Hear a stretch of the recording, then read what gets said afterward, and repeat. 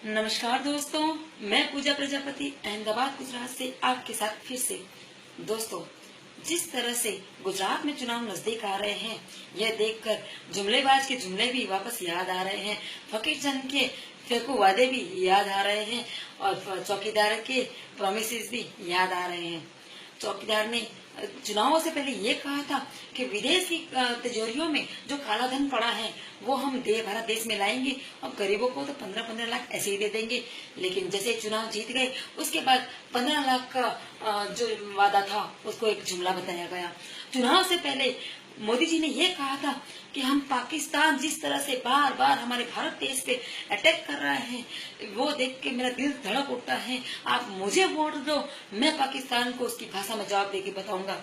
लेकिन जैसे चुनाव जीत गए उसके बाद पाकिस्तान की मेजबानी करने चले गए मोदी साहब। वहां पर गिफ्ट लेके चले गए, उनका बर्थडे मना के आ गए, बिरयानी खा के आ गए और साथ में ही भारत देश के लिए पठानकोट और उरी जैसे हमले लेके आए, आतंकवादी हमले लेके आए और जिसमें हमारे कई नौजवान शहीद हो गए।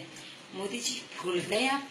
चुनाव से पहले आपने ये कहा था कि आधार कार्ड तो देश को बर्बाद कर देगा, आधार कार्ड तो देश के लिए असफल है, इसलिए इसको तुरंत ही नष्ट कर देना चाहिए। लेकिन जैसे ही चुनाव आपने जीत लिया वैसे ही आपने बंदरों की तरह गुलाट मार के ये बोला कि आधार कार्ड तो जरूरी है।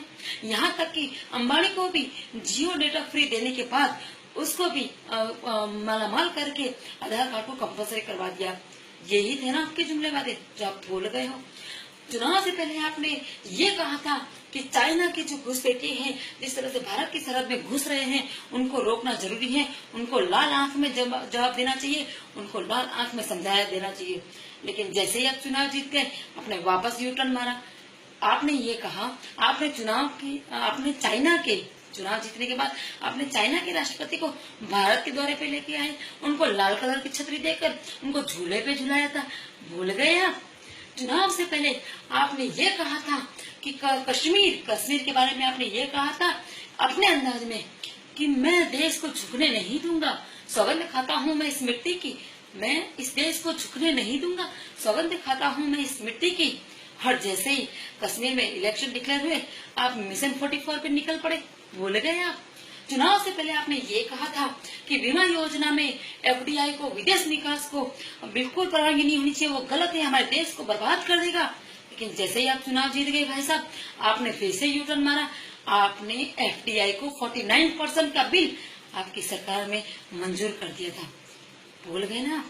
चुनाव से पहले आपकी सुषमा जी ने यह भी बोला था कि जो कैग रिपोर्ट है उसका समर्थन करना चाहिए, उसको स्वीकार करना चाहिए। लेकिन जैसे ही आप चुनाव जीत गए आपने ये बोला कि कैग डिपार्टमेंट को बार बार हमारी सरकार में हस्तक्षेप नहीं करना चाहिए, बार बार ऐसे कोई भी ऑडिट करने का अधिकार कैग को नहीं है।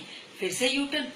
चुनाव से पहले आपने किसानों को 50% तक का मुनाफा देने का सपना दिखाया था, लेकिन जैसे ही आप चुनाव जीत गए आपने गेहूं धान सबके भाव डबल कर दिए और किसानों की हाल बेहाल कर दिए।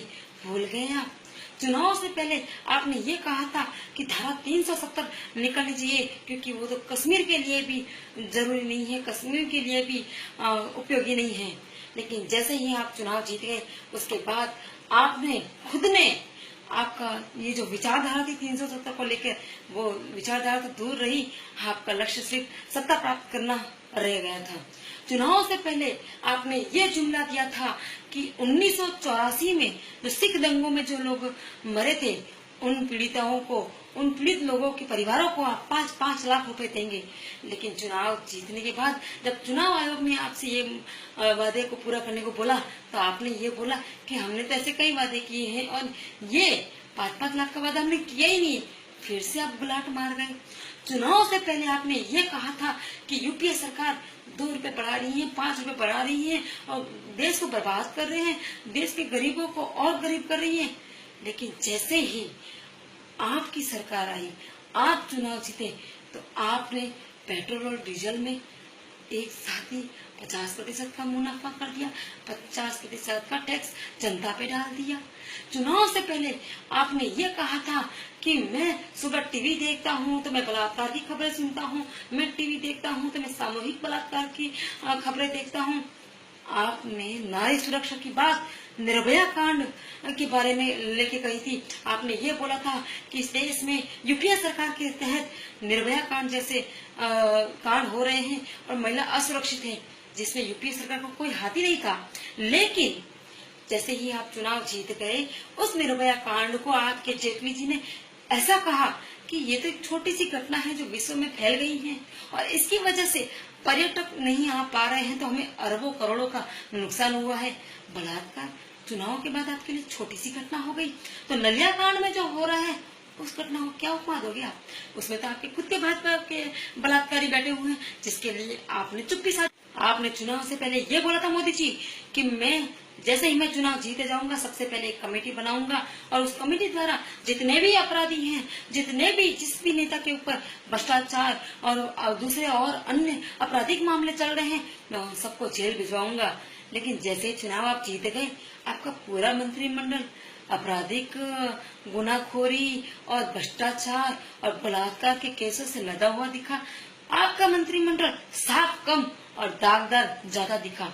भूल गया आप? भले ही मोदी जी भूल गए हो कि चुनाव से पहले क्या जुमले लाने हैं और चुनाव के बाद आपको उस जुमले को कैसे यूटर्न मारना है, बंदरों की तरफ कैसे गुलाट मारनी है, ये शायद आपने अपने स्कूल में जो भी 2-4 किताबें पढ़ी हैं उसमें सीखा होगा। लेकिन देश की जनता इतनी अंधी हमेशा नहीं रहेगी, क्योंकि जिस दिन इस देश की जनता जाग गई ना, जिस दिन इस देश की महिला जाग गई ना, जिस दिन इस देश का युवा जाग जाएगा, जिस दिन उस किसान जाग जाएगा, जिस दिन वो गरीब जाग जाएगा, जिस दिन देश का हर व्यक्ति जाग जाएगा, उस दिन ये विकास नाम के जुमले कहीं नहीं चलेंगे। क्योंकि विकास सिर्फ यूपीए ने दिया है, विकास सिर्फ यूपीए ने किया है। 60 साल किसी के पेट का पानी नहीं हिला और तुमने 3 साल में देश को गड्ढे में डाल के रख दिया है। 3 साल को देश को अर्थव्यवस्था बिगाड़ के रख दी है। एक अनपढ़ चाय वाला सिर्फ चाय वाला ही है, वो कभी पीएम नहीं बन सकता। You are totally fail PM, क्योंकि आपने देश के हर वर्ग को दुखी करके रखा हुआ है। मोदी, जिस दिन इस देश की जनता जाग जाएगी, जिस दिन देश का हर बच्चा जाग जाएगा, उस दिन ये विकास का न माताजी रहेगा, न विकास का कोई पिताजी रहेगा। जय हिंद, जय भारत, भारत माता की जय और जय श्री राम।